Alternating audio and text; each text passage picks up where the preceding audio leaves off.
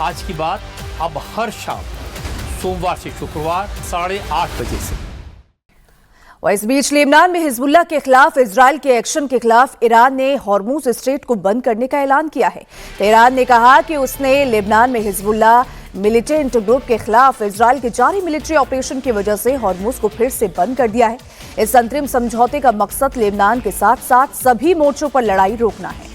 Iran का कहना है कि बातचीत में सबसे पहले इसी मुद्दे पर चर्चा होनी चाहिए, तो वहीं अमेरिका का दावा है कि हॉर्मुज में जहाजों की आवाजाही जारी है और ट्रंप ने धमकी दी है कि अगर 60 दिनों के अंदर ईरान के साथ कोई अंतिम समझौता नहीं हुआ तो वो हॉर्मुज में अमेरिकी टोल लागू कर देंगे।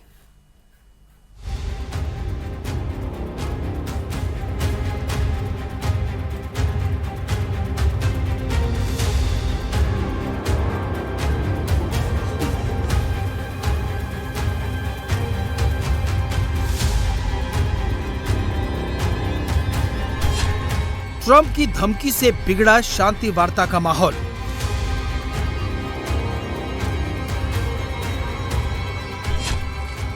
अमेरिका ईरान के बीच बातचीत में क्या हुआ?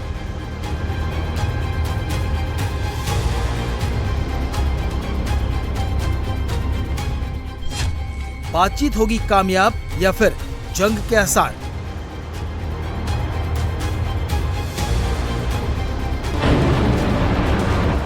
स्विट्जरलैंड के इस 5 स्टार होटल के बाहर भी गर्मी है और अंदर का तापमान भी बढ़ रहा है।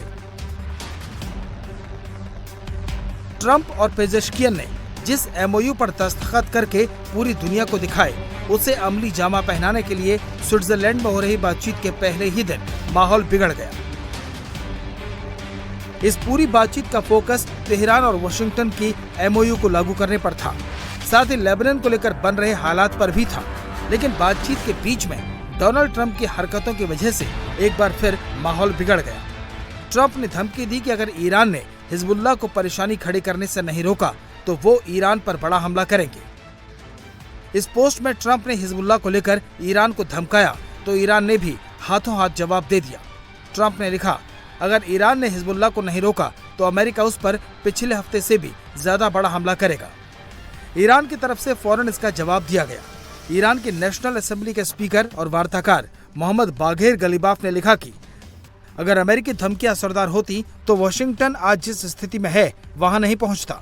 उन्होंने कहा कि अमेरिकी नेताओं को अपने बयानों में सावधानी बरतनी चाहिए। वो चाहे कुछ भी कहें, कार्रवाई हम ही करेंगे। ईरान के डेलीगेशन ने अमेरिकी वार्ताकारों के सामने ट्रंप की इस भाषा को लेकर विरोध जताया। ईरानी डेलीगेशन इस कदर खफा था कि वो मीटिंग हॉल को छोड़कर बाहर निकल गया। हालांकि अमेरिका और ईरान के डेलीगेशन के बीच करीब 82 मिनट तक बातचीत भी हुई। इस बातचीत के बाद ईरानी मीडिया ने कहा कि हमने फ्रीज की गई संपत्ति को वापस करने पर चर्चा की। साथ ही ईरान के एनर्जी सेक्टर पर लगे प्रतिबंधों में ढील देने पर भी बात हुई।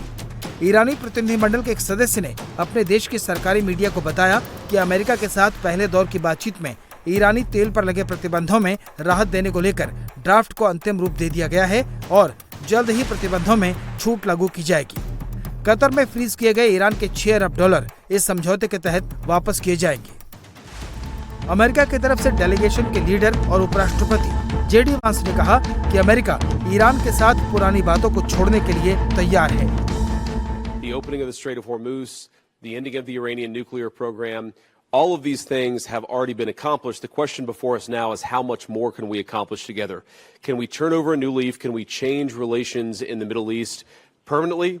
Or do we go back to doing things the old way, which is not our preference, but is certainly very much something that can happen.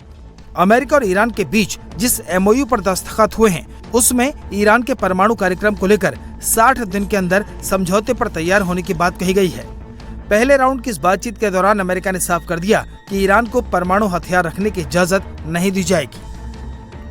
Never before has the Iranian and American leadership met at such a high level. What the president has asked us to do is turn over a new leaf, to transform our relationship with the people of Iran and to extend an outstretched hand that says to the people of Iran that if your leadership is willing to give up being a driver of regional instability, if they are willing to give up nuclear weapons ambitions for the long term, then the United States is willing to fundamentally transform our relationship with that country. That is certainly our goal. We've already made great progress over just the last few hours, and I expect that we'll make additional progress in the hours to come.